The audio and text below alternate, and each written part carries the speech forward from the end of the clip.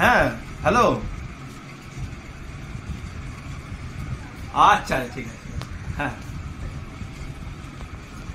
রিয়া, হ্যাঁ বলো। মা বাবা আসছে, বাজার থেকে মাছ এনে দি। না, ঘরে রান্না হয়ে গেছে, আর কিছু আনতে হবে না।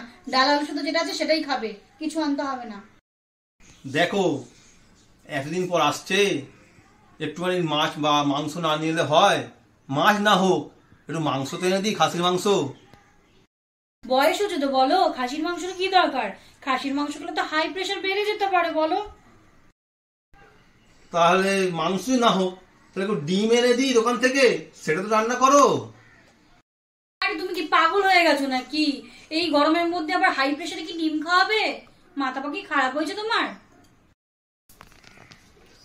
ও ঠিকই বলেছো, তাহলে থাক, ছেড়ে দাও, ও যা আছে তাই খাইয়ে দাও, ঠিক আছে। আসলে কি জানো তো, তোমার মা বাবা বলে কথা, জামাই বাড়িতে আসছে, শুধু কি আলু শুধু ডাল ভাতই খাওয়াতে পারি? তাই তোমাকে বলেছিলাম একটু খাসির মাংস এনে দিই, একটু ডিম এনে দিই। তুমি যখন মেয়ে হয়ে বলছো পারবে না, তাহলে থাক, ওই আলু শুধু ডাল ভাতই খা, কি আর করবে বলো। কি, আমার মা আসছে? কিমা তাহলে শিগগিরই যাও, খাসির মাংস নিয়ে এসো, কাতলা মাছ নিয়ে এসো, আর একটু ইলিশ মাছ নিয়ে এসো, একটু সর্ষে বাটা করবো, মা খুব খেতে ভালোবাসে, ঠিক আছে? আরে না না, আর দরকার নেই, তুমি নিজেই বলেছো খাসির মাংস খেলে তোমার বাবার প্রেশার বেড়ে যাবে, মায়ের প্রেশার বেড়ে যাবে, আর মাছ তুমি রান্না করতে চাও না, আর দরকার নেই। এবার যেটা আছে সেটাই খাবে, ওই আলু সেদ্ধ ডাল ভাত, আর কিছু দরকার নেই।